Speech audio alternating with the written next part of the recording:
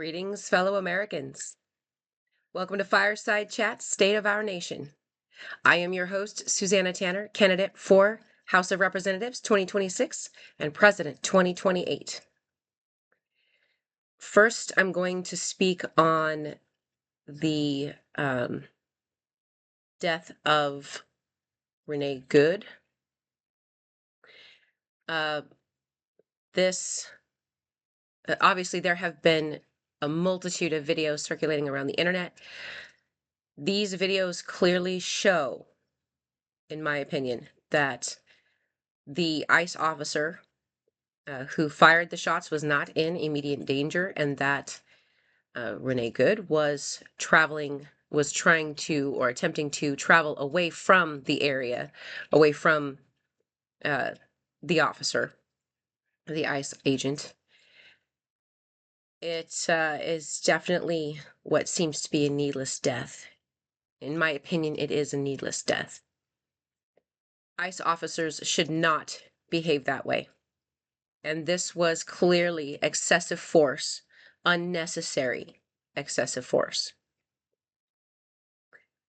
It is really difficult for all of us to fathom why these events keep happening, because we expect our current administration to refrain from using violence against American citizens, using violence at all, really. That's not the way it's happening, obviously. It is incredibly disturbing, to say the least. But I do see a light at the end of the tunnel. And the American the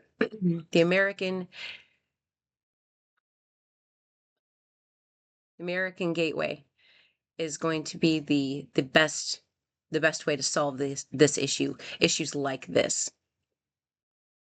With that, we are going to get into Pillar 2 of the American Integrity and Services Act. This is our immigration reform. To prevent human tragedies like this, and like unauthorized treks through dangerous terrain. The first thing we're going to talk about is embassy intake points. We have plenty of embassies all around the world. We have plenty all throughout Central and South America. Individuals who want to start the immigration process through this reform, through the fast track to citizenship, will be able to start at the nearest embassy to their location.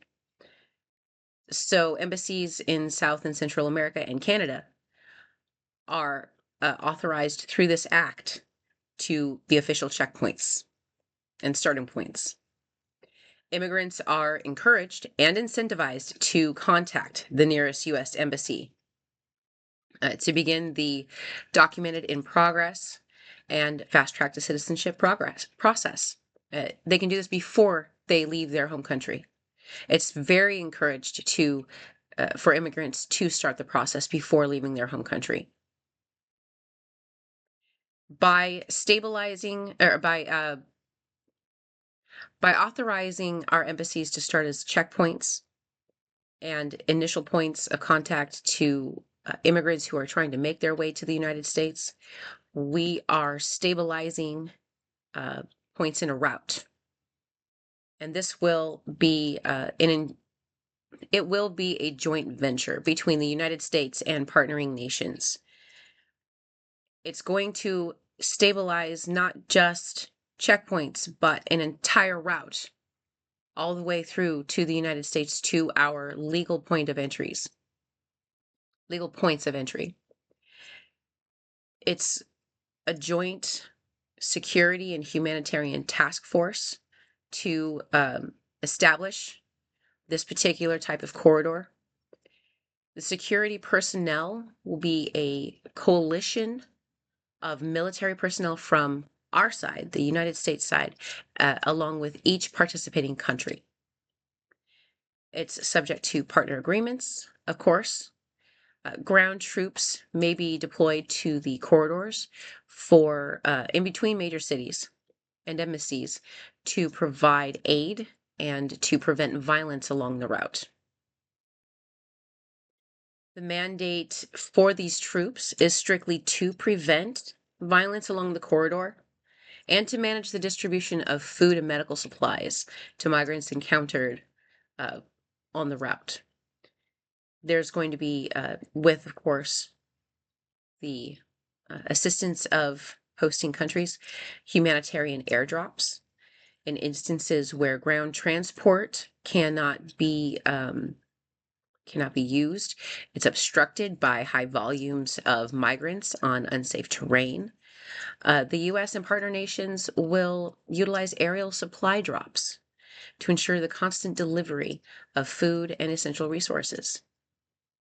This is going to be important for migrants who are making their way to the border, especially after this act is passed through Congress and into law and signed into law. We want our migrants to have a safe passage, to have at least some amounts of food. It can be a very big struggle for migrants who are traveling to the United States. It's one of the many things that we can do to stabilize our intake of migrants. We don't have to utilize a quota. We can vet these travelers, these migrants, through our process, and we're only able to authorize those that we can, reasonably get through the vetting process. The fast track to citizenship helps with this. It is incentive for migrants to participate in the initial intake at the nearest embassy. I do understand that there are countries that may not approve, and that is fine. That is their choice. It's about respecting others, as well as providing safety and security along a route that a migrant might want to take to find a better way of life for themselves. There's a lot more that we can talk about with this. There is definitely procedures that can be detailed, but I don't feel like that's necessary to go into at this particular point.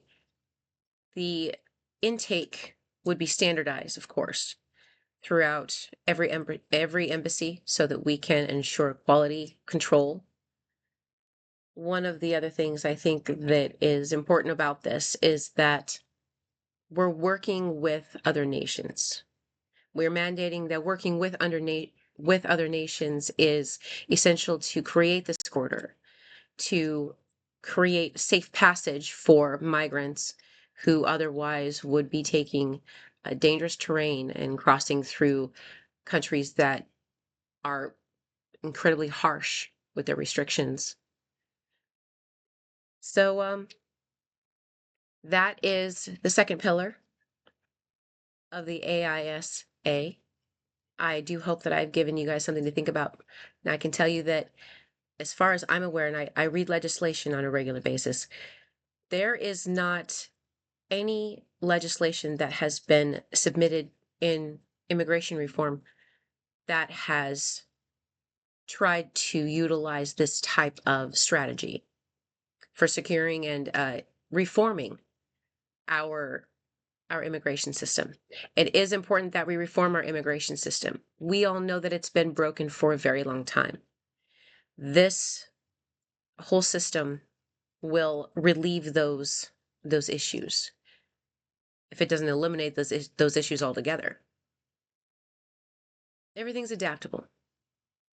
Everything's adaptable. So it is important for us to remember that we can change things as we need to make sure that it works for us, works for the system, and doesn't put a burden on uh, citizens in the United States or individual hospitals or education systems, the whole works. That is all I have for you today. Thank you for your time, and may our path lead to peace and prosperity.